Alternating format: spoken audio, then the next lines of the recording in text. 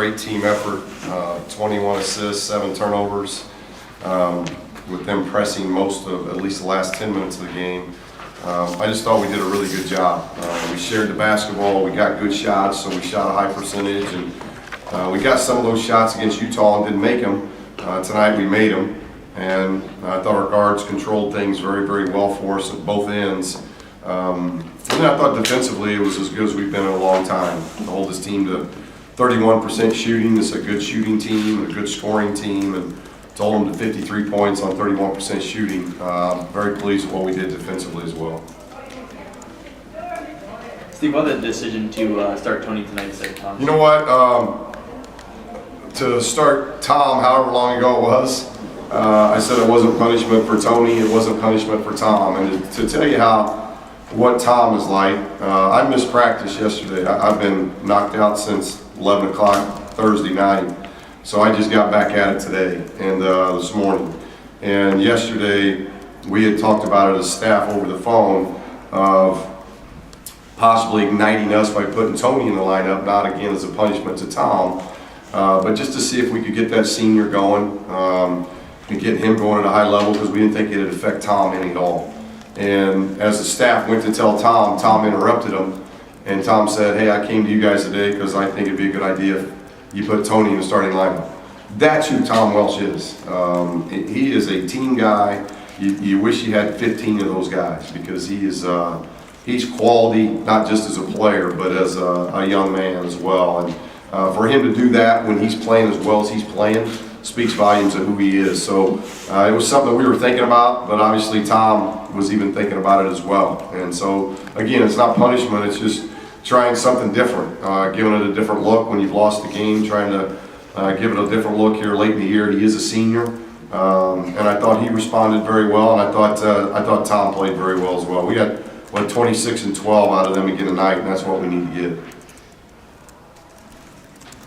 What do you think kind of led to the defensive improvement? Was it some change or what? Well, it's only been 48 hours, so it's not like, you know, they grew up a lot in the last 48 hours. So, yeah, and I thought against Utah we defended pretty well. We just had a brutal start to the second half. We had an 8-minute stretch there where we gave up 26 points. And those are lessons that we're trying to learn that just hadn't soaked in yet. But outside of those 8 minutes, we defended Utah very well.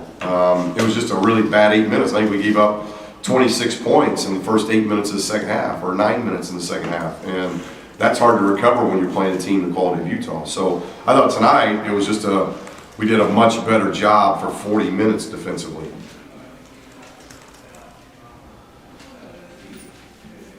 How do you guys have had performances like this before where you looked really good. Bryce mentioned this after Utah. You've had stretches where it looks like you're among the best teams in the country, and stretches where it looks like anyone can beat you guys. Right. How do you make sure you take this and be consistent? Well, it's a tremendous question. I just don't know if I know that answer.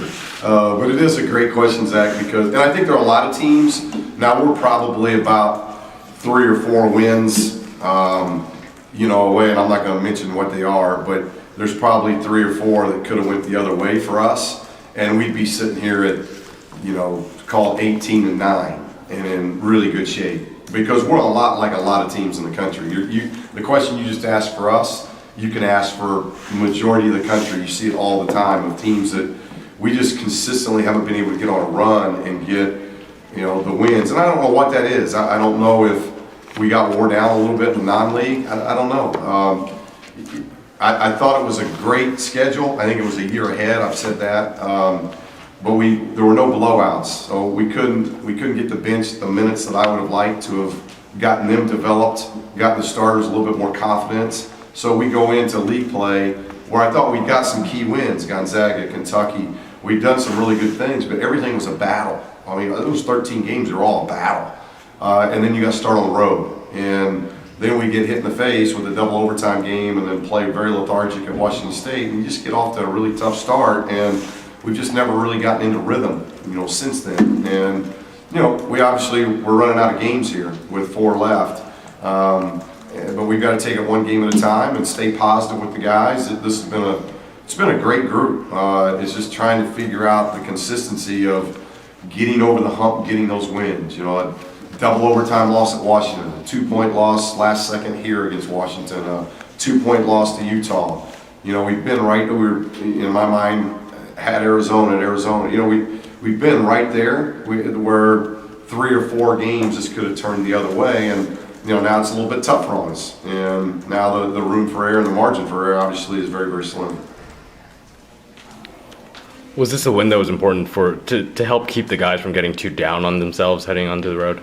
There's no question. You know, if you don't get this one and now you got to go to the Bay Area, that's going to be really hard. So I thought this was a pivotal game for them because I think they knew they let one get away on Thursday. Because I think they knew that it was just a tough 8 minutes to start the half, and it was a lesson well learned because the first 8 minutes of this second half we were really good. So we didn't get both of them like we wanted to get this thing to 7-7 and 16-11. That would have been obviously the best case scenario for us with 4 games left. But you know, now we at least carry a little bit of momentum and some confidence going into a very key pivotal trip. Our last road games, our last chance to get some road wins and get some momentum before we come back here for 2 difficult home games with the Oregons.